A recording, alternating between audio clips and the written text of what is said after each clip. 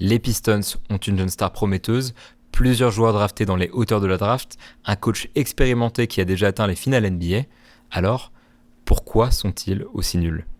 Je vous souhaite la bienvenue dans Moop Deep, je suis Benjamin Moubèche et cette semaine, on a essayé de comprendre pourquoi Détroit n'arrive pas à gagner.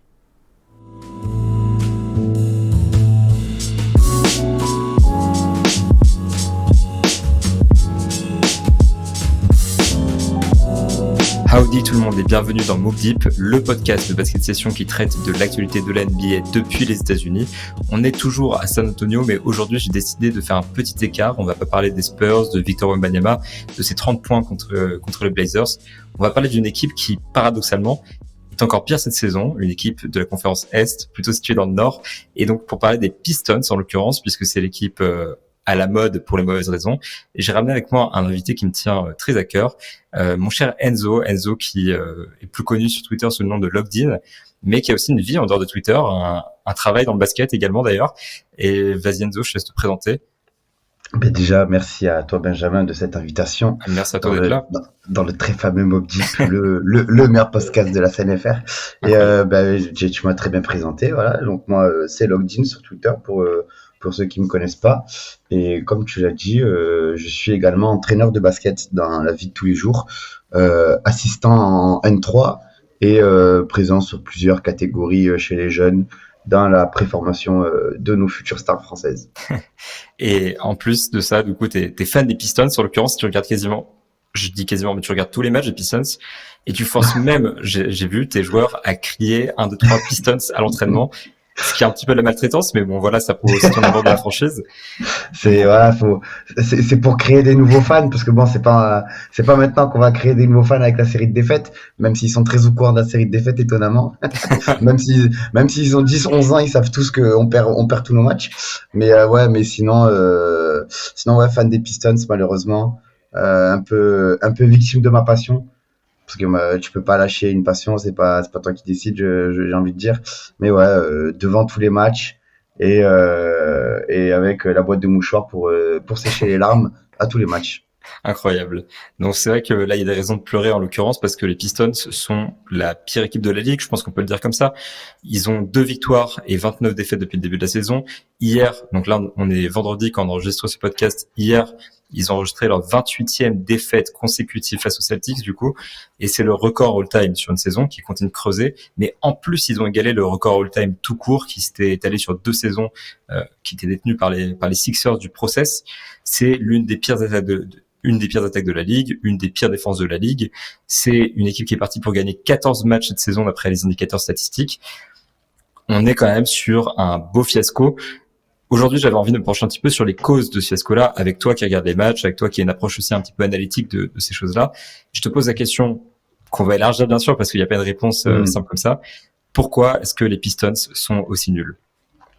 Moi, la première des réponses qui me vient en tête, c'est que c'est un effectif qui est pas du tout construit dans le sens de ta star. Parce qu'aujourd'hui, tu as une star établie aux Pistons qui est Cade Cunningham, qui un peu grâce à cette série de défaites qui amène forcément un peu les spectateurs à attester de la nullité des Pistons. Il y a un peu cette curiosité mais ils sont aussi nuls que ça, attends, faut que j'aille voir.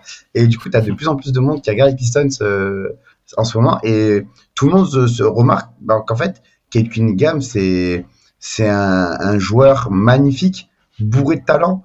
Et sauf que forcément, quand t'as pas les joueurs autour qui te permettent de jouer, c'est compliqué. Et le plus gros problème des Pistons, et ça dure déjà depuis déjà l'année dernière, c'est le spacing qui est quasiment inexistant.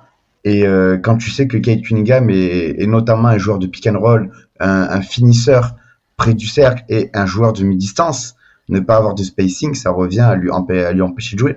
Parce que très souvent, ce qu'on voit, c'est des défenseurs qui se permettent de laisser les joueurs à 3 points seuls, concrètement.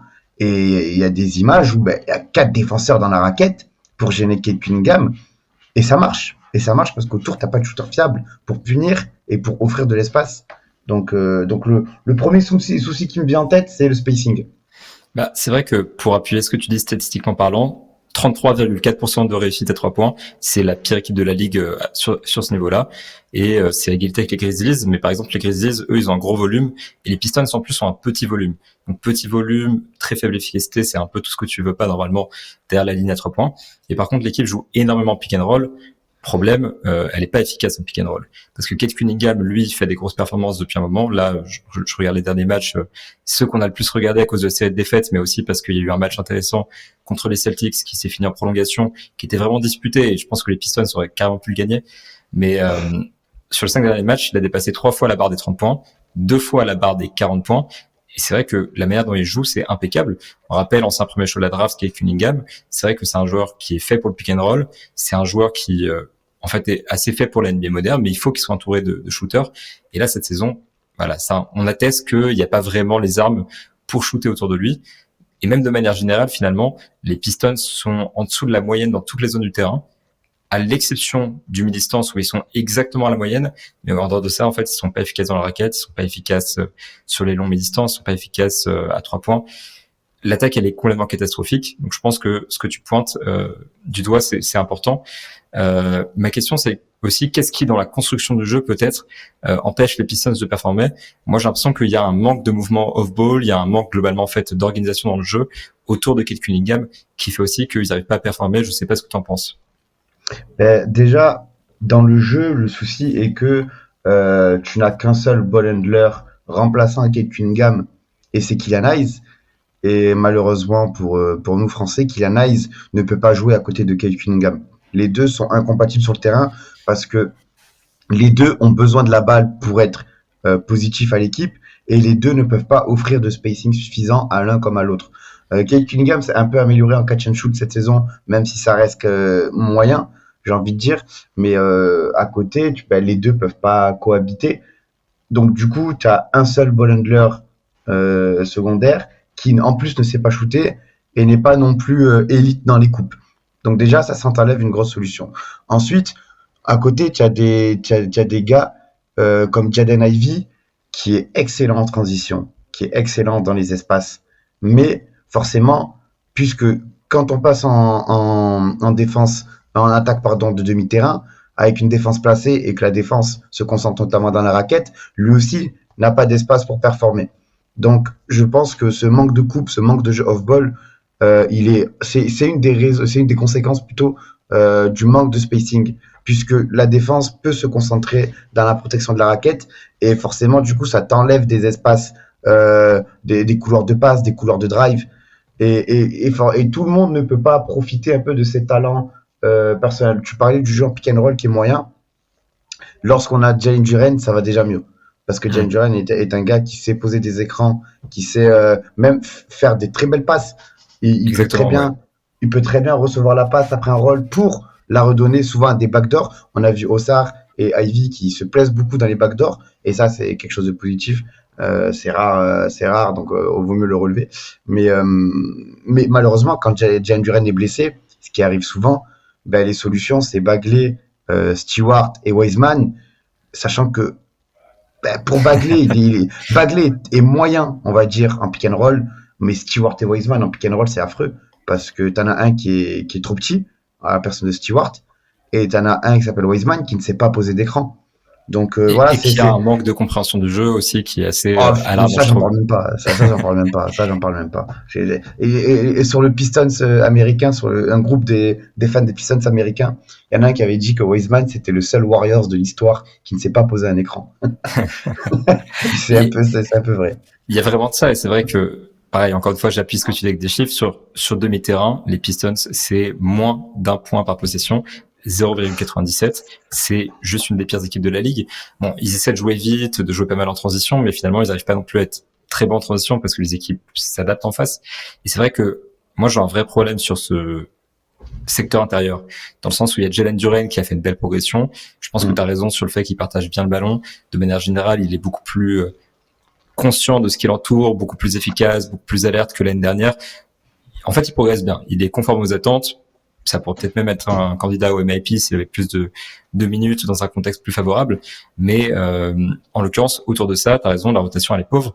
Même quand tu regardes d'ailleurs les finances de l'équipe, il y a 56% du cap de l'équipe qui est distribué sur les postes extérieurs, et il y a 16% du cap de l'équipe qui est envoyé sur les pivots.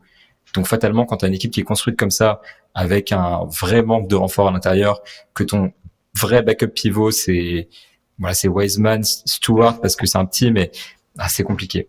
C'est vraiment très compliqué. Et en fait, le problème, c'est que l'équipe, elle a la volonté de jouer en pick and roll. Elle a un joueur qui peut être dominant pick and roll en Cade Cunningham, et elle a un coach qui est aussi spécialiste du pick and roll, qui est Monty Williams. Et en l'occurrence, ça ne fonctionne pas quand même. Du coup, ça me permet d'ouvrir justement sur cette question-là. Cet été, Monty Williams a signé quand même un contrat de 6 ans pour 78,5 millions de dollars. C'était à l'époque le plus gros contrat de l'histoire de l'NBA qui a été depuis topé par Greg Popovich. Et à l'époque, l'idée derrière ça, c'était que éventuellement, il soit capable de tourner la franchise, de faire en sorte que l'équipe se mette à gagner à partir de maintenant, après quelques années de tanking. Évidemment, le résultat, il n'est pas là. Alors, pareil, j'aimerais bien qu'on s'interroge un petit peu sur quel est le degré d'implication de Monty Williams, parce que je trouve qu'il y a un problème déjà dans la gestion des rotations, où tous les joueurs ont des rotations qui sont assez aléatoires, à part Cade Cunningham. Il a à chaque fois ses minutes à peu près déterminées, on sait quand est-ce qu'il va jouer, on sait quand est-ce qu'il va sortir. Cade Cunningham, c'est la rotation qui est certaine. Au-delà de ça, il y a eu des changements dans le 5, il y a des joueurs qui jouent un coup 30 minutes et le lendemain, ils en jouent 10. Il y a des vétérans qui reviennent de blessures et qui prennent la place des jeunes, mais ça gagne toujours pas. Il y a vraiment, je trouve, trop d'incertitudes dans ce 5 majeur, trop d'incertitudes dans les rotations de manière générale, une gestion de l'effectif qui est pas top, un jeu développé qui est relativement pauvre. On parlait du mouvement off ball, on parlait justement du pick and roll. Qu'est-ce qui va pas, voilà? C'est quoi le problème de Monty Williams? Et à quel point est-ce qu'on peut lui reprocher cette série de 28 défaites?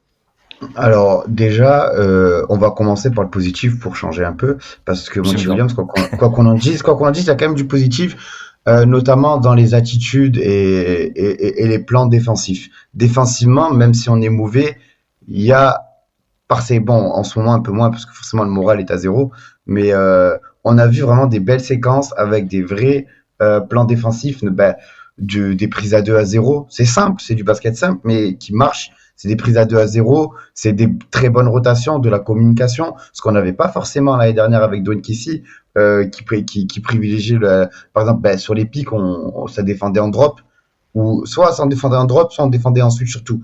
Cette année, il y a vraiment une volonté déjà d'être sur l'aide de l'aide pour prévenir des rotations. Ça, c'est quelque chose qu'on ne voyait pas et qui ressemble un peu plus à du basket de haut niveau, à mon sens. Et il prépare vraiment les joueurs à savoir défendre et à défendre bien, et c'est ce qu'il avait annoncé lors de son arrivée en conférence de presse, et c'est pour ça qu'un gars comme Jaden Ivey avait été beaucoup bench en début de saison, parce que il demande des efforts défensifs véritables pour pouvoir prétendre à jouer. Donc ça, déjà c'est quelque chose qu'il essaye d'inculquer, qu'il essaye de mettre en place, qui me plaît. Malheureusement, c'est la seule chose qui me plaît cette année, et le principal problème, je pense, et tu l'as dit, c'est les rotations qui sont alarmantes, aléatoires, parfois même binaires. On a des rotations où c'est 5 gars du banc. Et ça, j'appelle pas ça des rotations. D'ailleurs, hier, contre les Celtics, quand ils ont commencé, justement, ils avaient une énorme avance, j'ai plus le chiffre en tête, à la mi-temps. Ils commençaient à la mi-temps. 19 points à la mi-temps et 21 au total, le maximum. Et très très vite en deuxième mi-temps, qu'est-ce qui se passe? Il met un groupe de 5 remplaçants qui se fait complètement remonter. Donc là, c'est vrai que quand tu vois ça et que en plus il y a pas de réaction, c'est vraiment compliqué de faire confiance à ce coach-là. Je suis d'accord avec toi sur le côté où il essaie d'impliquer les gens, de les responsabiliser défensivement, mais quand tu parles justement de ce côté rotation binaire, je trouve que c'est un énorme problème de Monty Williams. Franchement, je trouve que ça reste que mon avis, mais en NBA, si tu fais des rotations binaires, c'est que soit que t'en as rien à faire, soit que t'as rien compris. Je pense pas que Monty Williams soit un pitre vu son background. Je pense juste qu'il en a rien à faire et que c'est un labo en fait dans sa tête. Il se dit je tente des choses, j'essaie de responsabiliser des joueurs qui ont besoin d'être en vue pour voir qu'est-ce qu'ils donnent. Mais sauf qu'au bout d'un moment, faut gagner. Là en fait, il réfléchit comme s'il avait une équipe. Tu vois, moi qui ai souvent coaché des catégories jeunes, des U15, U17. Il coach comme s'il avait des U17, dans le sens où eux je sais qu'ils sont forts, maintenant il faut que j'arrive à faire progresser les autres, donc je vais les responsabiliser de eux. Donc ça c'est bien pour le développement, mais là on n'est pas dans le développement, on est dans une crise, et l'essentiel c'est de sortir de cette crise. Et ça c'est un des autres soucis que j'ai avec Monty Williams, c'est que j'ai l'impression que mentalement dans le managing de son équipe, le gars est à la rue. Il est à la rue. Il n'arrive pas à fédérer un groupe. Et hier, c'est quelque chose qui m'a frappé. Les joueurs se crient dessus entre eux. Il y a une erreur, ils vont se crier dessus, mais sans faire semblant. C'est vraiment dans le body language, tu vois, qu'ils sont saoulés des uns des autres. Et ça, je pense que c'est au rôle du coach d'inculquer une bonne mentalité entre les joueurs. Et on voit de plus en plus cette frustration. Après, tu vas me dire que c'est normal avec les défaites, c'est normal avec l'atmosphère actuelle, mais quand même, je trouve que dans son management, Monty Williams est ultra décevant. J'aurais pas objecté, je pense qu'il y a la série de défaites, j'aurais plutôt dit que c'est ce qui s'est passé aussi à Phoenix avec DeAndre Ayton et que c'est presque un problème structurel à ce stade avec Monty Williams. Et c'est vrai que typiquement quand t'es Jaden Ivey et que t'es benché alors que j'imagine que Jaden Ivey a lui-même une très haute estime de lui-même, c'est irritant. Quand t'es Kate Cunningham et que t'as l'impression que, tu sais pas avec qui tu vas jouer sur le terrain, ça doit être irritant. T'es Ozar Thompson et tes minutes fluctuent énormément, c'est compliqué. Donc fatalement, au bout d'un moment, il y a de la frustration, et puis même chez les vétérans qui jouent pas, en fait, tout découle de ce problème de rotation, tout découle de ce problème de défaite évidemment, et du managing de Monty Williams. Mais en tout cas, on a une vraie situation qui est compliquée. Le dernier point que j'ai envie d'aborder vraiment dans les points négatifs qui font que les Pistons sont mauvais cette saison, c'est les pertes de balles, parce que c'est quand même une des équipes qui perd le plus de ballons. Ouais, ça oui. Deuxième équipe qui perd le plus de ballons, d'ailleurs, 16,2% des possessions se terminent par une perte de balles, et ça fait à peu près 1,54 passes décisives par ballon perdu, ce qui est un taux minable. Et ça m'inquiète aussi dans le sens où, justement, j'ai parlé de la rotation des extérieurs, où il y a beaucoup de budget qui a été engagé, mais au-delà du budget, il y a beaucoup de talent quand même. On prend par exemple Kate Cunningham, c'est un bon organisateur, c'est peut-être pas non plus sa spécialité dans le sens où il peut encore progresser dans sa vision de jeu, dans son passing, etc. Mais c'est un bon créateur et normalement, il est censé être assez safe. Killian Hayes, on peut leur reprocher plein de choses, mais peut-être pas la création de jeu parce qu'en l'occurrence, c'est quand même une de ses spécialités. Et l'année dernière, il était très propre dans ce domaine-là. Donc en fait, ils ont les armes pour avoir des créateurs propres. Et tu vois, moi, je regarde les Spurs, par exemple, parce que je les ai sous les yeux tout le temps. Les pertes de balles, c'est un problème depuis le début de la saison. Le guard play, c'est un problème depuis le début de la saison. Mais en même temps, il n'y a pas de meneur. Trey Jones sort du banc. Jeremy Sohan a été à la même pendant longtemps. Et là, justement, on a ce cas-là où il y a quand même des intérieurs qui sont capables sur pick. Il y a un intérieur qui est capable sur pick and roll. Il y a des extérieurs qui sont capables à la création. Et pourtant, il y a tous ces pertes de balles. Et ça résulte évidemment de la construction collective, du manque de cadre défini. En fait, du niveau médiocre de certains joueurs qui passent par-ci par-là et qui perdent des ballons. D'ailleurs, Jaden Ivey, qui est top sur transition, mais qui, une fois qu'il a le ballon sur jeu placé, a quand même cette tendance à avoir un jeu risqué qui perd pas mal de ballons. En fait, on a un jeu qui est très brouillon et ça mène à plein de pertes de balles. Et c'est quand même un problème énorme, surtout que du coup, après, ils encaissent énormément de transition et que ça les plombe complètement. Donc, je pense qu'il n'y a pas de solution à ce problème de perte de balles. J'ai pas l'impression. Mais c'est quand même un truc de fou d'avoir tant de pertes de balles avec des extérieurs de qualité comme ça. Pour moi, la solution à ces pertes de balles, elle est tout simplement à trouver un deuxième ball handler capable d'écarter le jeu. Et je pense qu'on va en venir après sur les changements dont a besoin cette équipe. Mais à l'occurrence, c'est Kate Cunningham qui, il me semble, fait le plus de turnover dans cette équipe. Et pour le coup, c'est pas tout le temps la faute de l'équipe. Parfois, c'est juste lui qui veut s'enfoncer dans la défense, qui veut forcer les choses. Kate Cunningham, on le plaint, mais il est pas tout le temps à plaindre, notamment dans le quatrième quart-temps, où cette année, je le trouve constamment affreux, avec des choix plus que douteux, des pertes de balles très regrettables. Et ça, c'est pas la faute de l'effectif de Monty Williams, c'est plus un manque de maturité, un manque de lecture du jeu. Tu as très bien mis le doigt là où il fallait dans sa progression, dans la lecture du jeu. Et je pense que oui, même si tu peux améliorer ça en faisant 2-3 changements dans l'équipe, je pense que c'est aussi des changements personnels auprès des joueurs qui doivent se dire, la balle c'est précieux, il faut qu'on en prenne soin. Surtout que sur des points, les points sur perte de balle, on doit exploser le record aussi, hein, parce que notre défense de transition, elle est affreuse aussi. J'ai pas noté exactement le nombre de points qui sont encaissés, mais effectivement, déjà dans l'efficacité des équipes adverses en transition, c'est dramatique. On est sur environ 1,3 points, je crois, par action. Je trouve pas ma stat exactement, mais bon. Dans l'idée, en tout cas, je me souviens, croyez-moi, c'était très très mauvais. De l'autre côté, au contraire, voilà, eux, ils sont pas très bons pour attaquer les transitions. Je trouve que c'est bien que tu parles de Kate Cunningham un peu négativement parce que ça nous permet de faire un peu la transition vers les joueurs. Évidemment, Kate Cunningham, on en a déjà un peu parlé dans le côté, il score beaucoup, c'est le plus grand talent de cette équipe, etc. Mais j'ai envie qu'on se penche un petit peu sur son cas précis. En l'occurrence, c'est un des joueurs les plus utilisés de la ligue. Il a 32,5% de usage, c'est dans le top 15. C'est autour de superstars, c'est au-dessus de Nikola Jokic, c'est au-dessus de Tyrese Haliburton. C'est dans la range, voilà, de plein de stars. Mais il y a quand même un manque d'efficacité qui est assez alarmant déjà en termes de scoring. Mais ça, c'est le cas de toute l'équipe. En termes de tir à 3 points, il est autour de 35%, et c'est un petit peu le gros point d'interrogation, et on ne sait pas exactement ce que ça va donner à terme. Mais pour moi, c'est vraiment le point à éclaircir autour de Kate Cunningham. Et même en perte de balle, effectivement, c'est un joueur qui perd énormément de ballons, parce qu'il en a beaucoup, bien sûr, mais aussi proportionnellement à son nombre d'actions, il en perd beaucoup. Et ça, c'est vrai que c'est pas censé arriver quand t'es un meneur premier choix de la draft, franchise player d'un projet, je commence à devenir trop américain. Il est évidemment positif pour l'équipe, genre largement, très très largement, et défensivement, offensivement, etc. Enfin voilà, il est positif partout. Par contre, effectivement, voilà, il y a ce problème-là, et j'ai pas les stats exactement que t'évoques, et je les cherchais justement pendant que tu parlais, mais je les ai pas trouvés.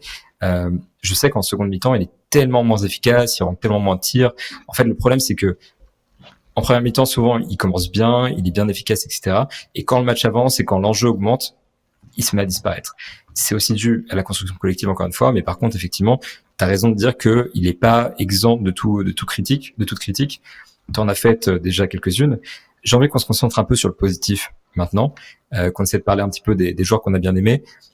Kate, ça reste quand même assez positif. On a parlé de Jalen Duren un petit peu. Est-ce que t'as d'autres joueurs qui te font plaisir depuis le début de la saison?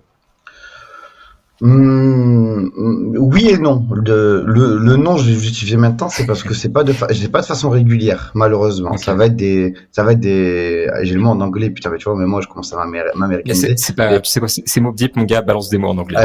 Ça va être des stints, ça va être des passages, on va dire, je sais pas comment trouver la traduction, mais ça va être des périodes, je pense que c'est période est le bon mot. Ça va être des périodes où ils vont être assez bons, mais après, ils vont s'écrouler. Et là, ben, je te parle de période assez bon puis s'écrouler. C'est totalement la situation actuelle de Killian Hayes qui a été très bon sur peut-être les 2 premiers mois de compétition, octobre et novembre, mais qui depuis décembre commence vraiment à déjà avoir son temps de jeu diminué, donc forcément son impact diminue aussi.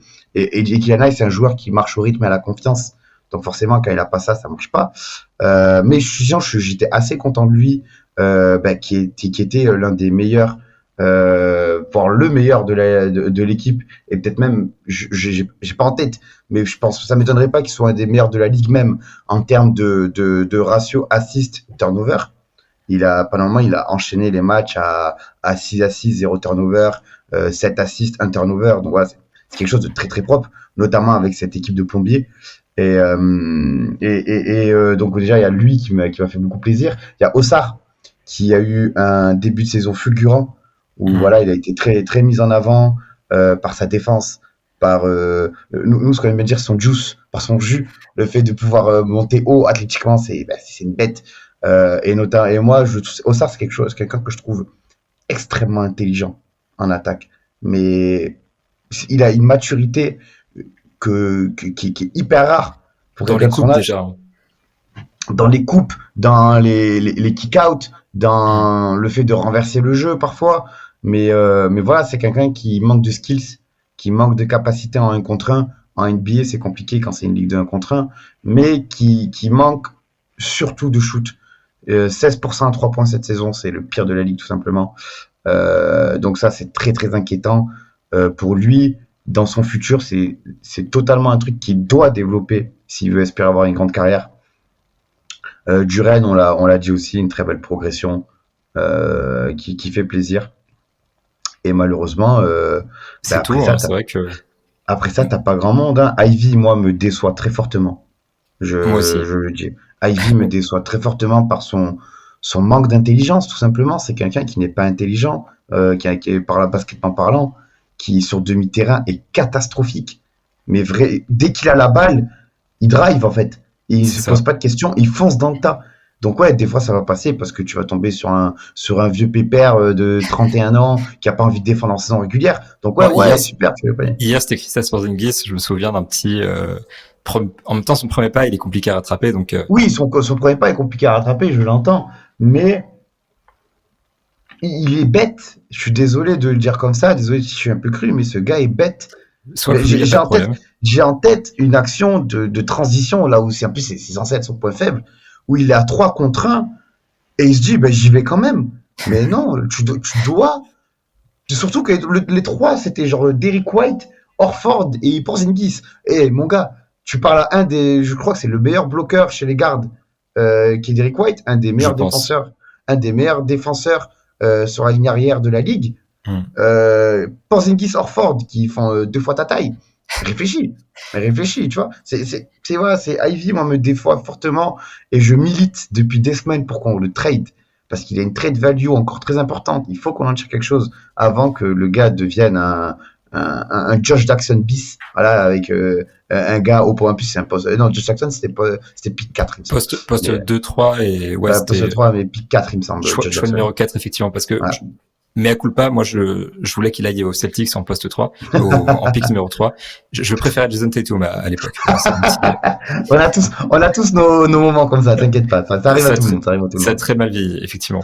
Très mal vieilli. Jaden Ivey, effectivement, je pense que ce qui est important de noter, et c'est un peu le même problème que Killian Hayes, en fait, c'est que leurs qualités sont pas complémentaires de Cade Cunningham. Cade Cunningham, c'est un porteur de balle numéro 1, il a besoin du ballon. Peut-être pas tout le temps, mais allez, la plupart du temps, j'ai envie de dire 80% du temps, c'est un pourcentage complètement random, mais soyons fous à l'idée.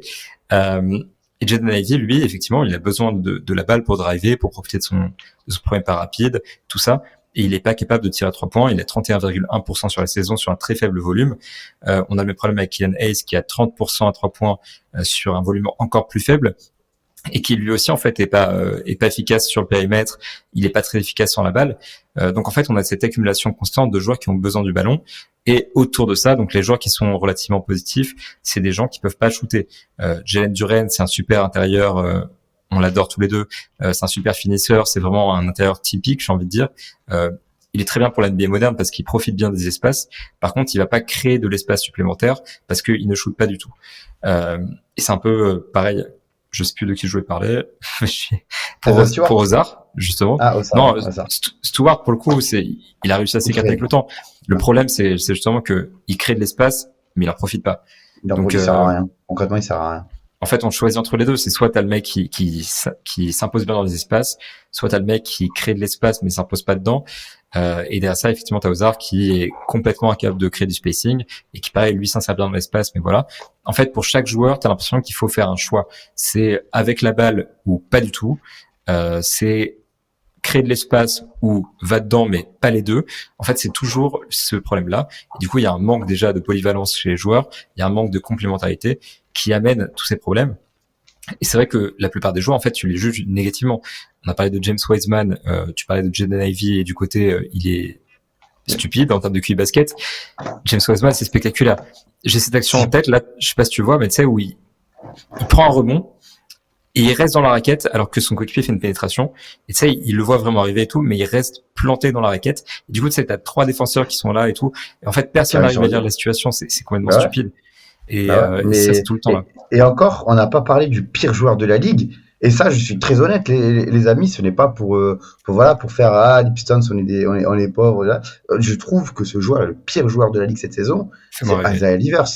Qui a raté de lancer franc hier dans un moment extrêmement important. Qui a raté de... Et encore, Isaiah Livers, je pense que hier, il fait le meilleur match de sa saison. Honnêtement, il fait le meilleur match de sa saison. Mais même là, c'était encore très pauvre. Et généralement, Livers, alors que l'année dernière, quand il arrive, même s'il est blessé en début de saison, il nous prouve que c'est un gars qui est capable d'être un 3&D. Il défend très bien, il shoot en catch and shoot d'une très bonne façon, ce qui nous donnait espoir un peu de le mettre à côté de Cade et que ça allait aider Cade justement, avoir un 3&D capable de scorer en catch and shoot. Il faut rappeler que quand on trade Saddiq Bey pour Wiseman, c'est aussi parce que le front office se dit on a Isaiah Livers qui peut shooter. Donc déjà, ça, c'est dérangeant de se dire qu'on a perdu Saddiq Bey en partie parce qu'on se disait, c'est bon, on a Isaiah Livers. Donc ça, déjà, ça, c'est pour lui. Mais ce gars, a une shot selection des plus catastrophiques que j'ai vu de ma vie, dans le sens où il met rien, même en catch and shoot, il met rien, mais d'un coup il va se dire, et si je prenais un pull-up à 3 points en sortie de dribble? Tu vois, c'est comme ça que tu te dis, mais C'est qu'est-ce que très tu fais? vrai. Qu'est-ce que Et tu fais? en fait, quand tu regardes l'effectif, tous les jeunes, un petit peu, ils ont ces problèmes-là qu'on a décrits. Euh, Bon, un mec dont on n'a pas parlé, que j'aime bien et que je pense que t'aimes bien aussi, c'est Marcus Sasser, qui en sortie de banc est intéressant. Euh, pour un rookie, ça va quand Oula! même. Oula! Oula! Oula! Alors, Marcus Sasser, merci pour la trentaine de points que tu as mis contre Milwaukee. Merci pour voilà, les coups de feu que tu as eu pendant la saison. Mais pareil, ce gars est. Non, pas bête, je vais pas dire bête, parce que bête, c'est quand même fort. Ce gars manque totalement de lucidité. En fait, c'est pas c'est pareil, c'est un gars qui pourrait jouer à côté de Cade parce que en défense, il est intelligent, je trouve, malgré sa petite taille, il arrive à bien gêner sur les passes, sur le dribble, sur les rotations. En attaque, ben voilà, ce gars est un scoreur, clairement, c'est un scoreur. Mais il y a des fois, il manque de lucidité de façon où il va avoir la balle pendant 14 secondes. Pendant 14 secondes, il va dribbler sur place pour Ça, au, c'est pas fi- faux, par contre. pour au final feinter un drive côté droit. Le drive est ouvert, mais il va quand même revenir sur ses pas pour tenter un step back à 3. Tu vois, c'est quelque chose qui manque de lucidité, je trouve. Même si oui, c'est intéressant pour le pick 25, on le rappelle. Pour le pick que c'est intéressant. Il a plus ramené de bien qu'autre chose. Et il ne profite pas non plus de la situation qui n'offre aucun vétéran respectable dans l'effectif, à part Bogdanovic. Mais Bogdanovic, j'ai l'impression que c'est un gars qui prend ses tirs, qui s'en fout. Mais voilà, donc il profite pas de la situation, il est pas dans les bonnes conditions. Mais malgré tout, moi j'attends quand même plus de lucidité pour en être vraiment pleinement satisfait. Alors, du coup, moi, j'aime bien Marcus Sasser, je comprends aussi ta position, mais en fait, moi, j'aime bien le potentiel aussi. Mais c'est vrai que ce que je voulais aborder justement, c'est que dans l'effectif, il y a des vétérans, il y a Bogdanovic qui est assez efficace. Les autres, ils ont pas forcément de rôle important dans l'effectif. Alec Burks, c'est un rôle très inconstant. En fait, Joe Harris, voilà, qui est blessé souvent et qui en plus défensivement est tellement négatif qu'il est quasiment impossible à mettre sur le terrain. Donc t'as cette vision-là de l'effectif. Et au-delà de ça, donc les jeunes, c'est les mecs qui sont limités. Même Marcus Sasser, même les mecs qu'on aime bien, ils ont tous des limites qui sont très claires. Donc la question que j'ai envie d'aborder maintenant, c'est est-ce que on peut espérer du mieux pour Détroit sur deux plans. D'abord, d'ici la fin de la saison, et ensuite j'aimerais bien qu'on parle un petit peu du projet global. D'ici la fin de la saison, moi, ce qui me rassure pour le mois qui vient, c'est que je pense que la série de défaites va peut-être craquer rapidement. Peut-être même demain contre Toronto. Je pense qu'ils jouent à 22 heures en France. Et Toronto est pas vraiment en forme depuis le début de la saison. Mais concrètement, ils avaient le 4e calendrier le plus dur sur les 31 premiers matchs de la saison. Ce qui est pas très dur quand t'es une des pires équipes de la ligue, parce que virtuellement, tout le monde est un adversaire difficile Tout le pour monde est toi. dur. Mais en l'occurrence, ils ont le 6e calendrier le plus facile à partir de maintenant et jusqu'à la fin du mois de janvier. Ils jouent donc les Raptors demain à 22 heures. Ils jouent les Spurs le 10 janvier. Un rendez-vous que, évidemment, on attend tous depuis très longtemps. Les Wizards le 15 et le 27 janvier, les Hornets le 24 janvier. En fait, il y a plein d'équipes qui sont prenables parce que c'est d'autres équipes qui sont mauvaises. Donc, j'ai envie de dire, est-ce qu'il y a pas moyen d'inverser la tendance prochainement déjà, voire peut-être avec un transfert d'ici la trade deadline? Alors, des transferts ont été promis par Troy Weaver, déjà. Voilà, Troy Weaver, qui est le GM de l'équipe, qui a promis du changement dans l'équipe. C'est ses mots, il promet du changement dans l'équipe. Après, tu connais les GM, c'est un peu des politiques. Hein. Quand il dit du changement, en soi, il a pas dit des transferts. Donc il a dit peut-être que je parlais de ci. Bon, ça veut un peu tout et rien dire. Mais moi, j'espère un peu de façon crédule, j'espère des transferts parce que cette saison, honnêtement, à part gagner quelques matchs, je pense que tu n'inverseras pas la tendance mentale, surtout de se dire c'est une équipe qui a perdu 30 matchs d'affilée, que c'est une équipe qui marche pas. Dans tous les cas, je pense que tu pourras jamais inverser cette tendance-là, cette fatalité-là de se dire c'est une équipe qui marche pas. Cette saison, c'est impossible. Tu vas finir la saison en étant la pire équipe de l'histoire de l'NBA. C'est comme ça. Et du coup, forcément, quand tu as la pire équipe de l'histoire de l'NBA, C'est peut-être un peu dur, pire équipe de l'histoire de l'NBA. On peut faire pire que ça. Et statistiquement, on est l'équipe qui a perdu le plus de fois d'affilée. D'affilée, mais attention, parce que si on se réfère du coup aux projections, en sachant que c'est des projections du coup qui sont normalisées en fonction du hasard, des chances, etc. ça finit sur 14 victoires et des équipes ont fait pire que ça dans l'histoire de l'NBA. Je tiens à le dire. Notamment les Sixers qui ont gagné une dizaine à un moment. 9, il me semble, non? 9. C'est tout à fait possible. J'ai pas les chiffres en tête, mais je pense qu'ils sont tout à fait capables de ça. Je sais pas si c'est la pire équipe de l'histoire de l'NBA, même sur le talent, etc. Je pense que les Non, Bobcats. sur le talent, non. Mais en fait, c'est ça qui est triste, c'est que sur le talent, on a des talents. C'est juste que c'est une équipe qui est atrocement construite. Mais par contre, la saison est morte, je suis d'accord. La saison est morte. Mentalement, les joueurs sont déjà morts. Je pense qu'il y a même des joueurs qui sont ailleurs. Kylian Hayes, je suis désolé, mais tout le monde sait qu'il ne sera plus un Pistons d'ici la fin de l'année, peut-être même avant. Bogdanovic ne sera plus un Piston à la fin de l'année. Burks ne sera plus un Piston à la fin de l'année. Joe Harris ne sera plus un Piston.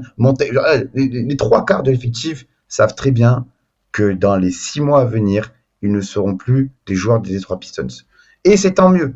C'est tant mieux parce que c'est ce dont on a besoin. Mais du coup, tu peux rien construire pour l'année prochaine, à part avec ton axe Cade Duren. Donc pour ça, je pense que des changements à faire simples. Ben, tu vois, c'est débile, mais tu as Evan Fournier qui a trade, qui lui reste 6 mois de contrat. Tu le prends pendant 6 mois parce qu'au moins il va t'espacer le jeu et tu vas pouvoir développer ton axe Cade Duren plus facilement. Et je pense que cette saison, ce qu'il y a à faire, c'est travailler sur les joueurs qui vont rester au SAR. Stewart, parce qu'il vient de re-signer son contrat, il va rester. Et même Stewart, c'est quoi qu'on en dise, ça reste l'âme de l'équipe. Ça reste une pièce le gars intéressante en plus. Une pièce intéressante, pareil, je crois que les gens disent, c'est un gars qui est intéressant à avoir dans une équipe. Donc voilà, donc je pense que concrètement, tu vas garder Cade, Stewart, Ossard, Duren, et que ces quatre-là, tu dois arriver à créer des connexions entre eux. Et pour ce faire, pour déjà commencer à travailler cette année, tu dois faire les trades possibles pour les mettre dans des bonnes conditions. Peut-être que ça va être des joueurs que tu vas garder 6 mois. Peut-être que ça va être des joueurs que l'année prochaine, que cet été, tu vas trade direct. Mais au moins, c'est des joueurs qui vont te permettre, à l'instant T, de travailler. Pas d'avancer, mais de travailler. Alors, dernière rumeur d'ailleurs de The Athletic, parce qu'on parle des transferts et tout ça. Apparemment, Bojan Bogdanovic, ça bouge pas cette saison. Moi, c'est la grande interrogation que j'ai depuis le début, en fait, c'est, je comprends pas ce qu'il fait ici parce que il prend beaucoup de tirs. Moi, il est relativement efficace dans son rôle de scoreur. Oui, mais c'est un vampire. Dans le jeu, il t'apporte pas grand chose. Et c'est pas intéressant que il a pas grand chose à apporter et puis surtout, il a une valeur sur le marché qui est importante, qui pourrait te rapporter des pics, qui pourrait te rapporter même. Tu parles des Knicks, par exemple. Est-ce que les Knicks sont pas prêts à mettre Fournier et des pics pour un joueur comme Mais l'année dernière, déjà, la trade deadline, les Lakers avaient proposé de tête, il me semble, un premier tour, un second tour. Un truc comme ça, plus des fillers, voilà, des petits contrats un peu nuls pour match. Ben, Troy Weaver a dit non, c'est pas assez. Mais comment ça, c'est pas assez? Bogdanovic a 35 piges. Il a 35 ans. Il te sert à rien dans le développement de tes joueurs. Comment ça, c'est pas assez? Tu vois, c'est des trucs comme ça où je me dis aussi, mais on mérite ce qui nous arrive aussi. Parce que c'est un enchaînement de mauvais choix. Et on en parlait en off. Malheureusement, un des plus mauvais choix de ces derniers mois, c'est d'avoir draft Oscar Thompson. Parce que malgré toute la qualité qu'il a, Oscar Thompson n'est pas dans des conditions idéales pour progresser. Et Oscar Thompson n'est pas le joueur idéal pour te faire progresser ton équipe. Malgré tout le potentiel, l'intelligence qu'il a. Moi, je crois encore à Oscar Thompson aux Pistons. Et je pense que c'est un peu trop tôt aussi pour faire ce bilan-là. Bien sûr. Faut pas l'enterrer, bien sûr. Mais c'est vrai que, en fait, t'as ces pièces que t'as décrites. Et au-delà de ça, t'as vraiment plein d'incertitudes. Et moi, ce qui m'interpelle, c'est que on pense aux Sixers qui avaient perdu ses 28 matchs affilés sur 2 saisons, qui avait aussi la plus longue série de l'histoire de la Ligue sur une seule saison, qui a déjà été battue par les Pistons. Quand ils perdaient leur match, ils se raccrochaient à une chose, le process, un petit peu. La devise, voilà, trust the process, c'était vraiment la période où on se disait, OK, aujourd'hui on perd, mais demain, l'avenir, ça va être radieux. Aujourd'hui, les Pistons sont un petit peu dans cette position aussi où ils tankent ils perdent en tout cas depuis quelques saisons. Quatrième année du rebuild officiellement. C'est exactement ça. Depuis la période Griffin, Drummond, tout ça, on a complètement tourné la page de l'ancien projet. On a drafté des jeunes, on a eu un first pick, on a eu plusieurs choix élevés, dont Killian Hayes qui est sur le départ, dont Jaden Ivey sur lequel on a des doutes, dont Oscar Thompson qui est pas encore considéré comme une pièce complètement, voilà, on peut se dire vraiment l'avenir est avec lui. Évident. En fait, on se demande vraiment, moi je me demande vraiment, est-ce que les Pistons peuvent trust the process? Est-ce que Cade Cunningham aussi est la base suffisante pour créer une équipe complètement à partir de ce qu'il y a dans l'effectif aujourd'hui. Quand tu regardes, il y a 8 joueurs qui seront encore sous contrat cet été. Les autres joueurs, ce seront des free agents, dont certains qui vont être restricted, mais ça fait pas, enfin, parmi eux, du coup, il y a notamment Killian Hayes, et on doute qu'il y aura une re-signature derrière. Ou en tout cas, on doute que si ça se fait, il reste à terme avec les Pistons. Donc, en fait, j'ai l'impression que le projet, là, pour l'instant, il est complètement pas construit. Et en fait, on est presque, tu vois, les Spurs, je parle beaucoup des Spurs pour des raisons évidentes, mais les Spurs sont dans la 2e année officielle de leur reconstruction. Ils ont Wembanyama, ils ont pas mal de joueurs intéressants, et on a une petite idée d'où ils vont, même si on se dit que bon, à terme, ils vont peut-être trade des joueurs comme Keldon Johnson, Trey Jones, Zach Collins, ces mecs-là. En tout cas, il y a des joueurs intéressants, et il y a Wembanyama où on se dit vraiment, bon bah ce mec évidemment peut être la base d'une équipe qui sera compétitive à terme. Moi, les Pistons, là, j'ai un vrai doute sur le fait qu'ils ont les pièces suffisantes pour, dans leur laboratoire, finir par créer ce monstre de Frankenstein qui pourra gagner un jour le titre. Et je sais pas toi si t'es optimiste pour l'avenir, mais en tout cas là, moi, pour l'instant, je suis pas du tout convaincu par le projet des Pistons dans son ensemble, pas seulement de la saison, mais aussi juste ce qu'ils ont fait pour le long terme. Ben, tu parlais de est-ce que Kate Cunningham peut être le joueur central d'un projet qui gagne? Moi, je pense que oui, parce que c'est quand même quelqu'un qui pue le talent. On l'a vu cet été lors des training camp Team USA, où il a été décrit tout simplement comme le meilleur joueur présent en englobant la totalité des joueurs, c'est-à-dire même le roster Team USA, malgré la faiblesse du roster, je l'entends. Il n'était pas incroyable. Malgré la faiblesse du roster, j'entends, mais il restait quand même le meilleur joueur présent sur ce training camp. Et moi, je pense juste que Kate Cunningham, aujourd'hui, a besoin d'un vétéran accompli, un peu à l'image à l'image de la façon dont Haliburton peut profiter de Brown, un peu à l'image dont les Rockets peuvent profiter, Şengün avec Jeff Green. Tu vois, c'est un apport, même si Jeff Green, ça reste que Jeff Green, quoi, malgré tout le respect, c'est un apport parce que c'est un vétéran aguerri, accompli, qui connaît l'NBA, qui connaît le jeu, qui va aider ces jeunes-là. Fred VanVleet, voilà. Fred VanVleet, pareil, c'est un gars où on s'est dit, waouh, le contrat qu'il signe, oh dingue, les Rockets, qu'est-ce qu'ils font, mais au final, c'est hyper valuable pour les Rockets parce que c'est un gars qui va apprendre le basket, en gros, à une équipe jeune. Et c'est ce qui manque aujourd'hui aux Pistons, c'est un vétéran accompli. Et je dis bien accompli, pas juste un gars qui a joué. Demain, on ramène Ish Smith, ok, c'est un vétéran, mais il a rien fait dans sa carrière. Donc, il n'a pas ce crédit-là. Moi, il faut vraiment un vétéran accompli qui a fait des choses dans sa carrière, qui va t'aider ce groupe-là, déjà à avoir la tête haute, à gagner en lucidité, gagner en maturité, gagner en expérience. Et je pense qu'aujourd'hui, c'est ce dont a besoin de Kate Cunningham pour devenir un joueur majeur d'un projet qui gagne. Parce qu'aujourd'hui, en état, oui, il ne peut pas. Mais c'est parce que aussi, il n'a pas eu la formation adéquate pour l'être. Et il était aussi pas mal blessé, on le rappelle d'ailleurs dans ses premières saisons. Donc la saison dernière, ouais, toute la saison. C'est vrai que ça aide pas évidemment du coup de jouer 43 matchs en l'espace de 2 saisons.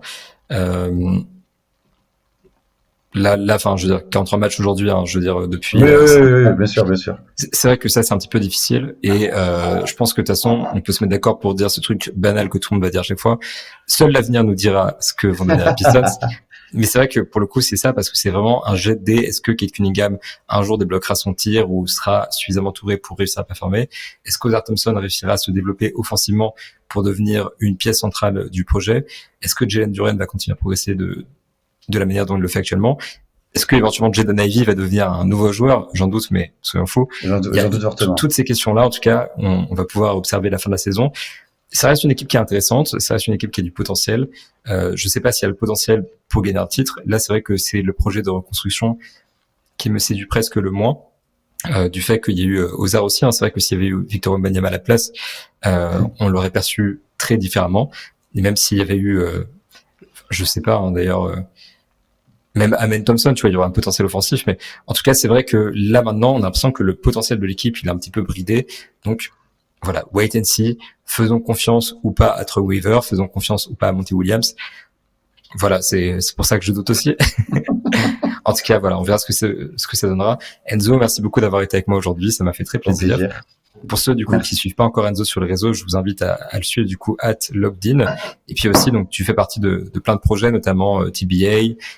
Tu passes aussi du coup dans le podcast Forever très régulièrement. Donc voilà, allez écouter tout ça. De toute façon, tous les liens sont sur ton profil, j'imagine. C'est ça, c'est facilement trouvable, que ce soit TBA, Forever et tout le tralala. Et je vous attends aussi au gymnase Géo André, dans le 16e à Paris avec le club du Stade français. Faudra que j'y aille en rentrant. Ce sera Au vraiment plaisir, des hein, tours à faire. au plaisir. Ça jouera mieux que les Spurs, sincèrement. Ah, en vrai, franchement, on joue bien. Avec ma N3, on a une dizaine de systèmes qui sont vraiment maîtrisés, Je où te vraiment crois. on joue bien. On est la meilleure attaque de la N3. Et... T'es le vrai Greg Popovich en fait finalement. Non, Et parce le que moi, mec, moi, je suis le coach défensif, en gros. Comme je hmm, suis assistant, en fait, moi, je me concentre sur la défense. c'est beau ce que tu proposes. J'adore ça. Ça doit être dur de regarder les Pistons dans ce contexte-là, mais j'aime bien quand même. Malheureusement, ouais. Malheureusement, ouais. Bon, allez, je te remercie. Et puis, du coup, on se dit à la semaine prochaine pour le prochain épisode de Move Deep où on parlera sans doute plutôt de nos amis texans. Voilà pour ce petit écart et on se retrouve très vite. N'oubliez pas de laisser un petit like, de vous abonner à la chaîne YouTube, de mettre une note sur Apple Podcast, sur Spotify, etc., etc., de suivre Enzo sur ses réseaux et je vous dis salut.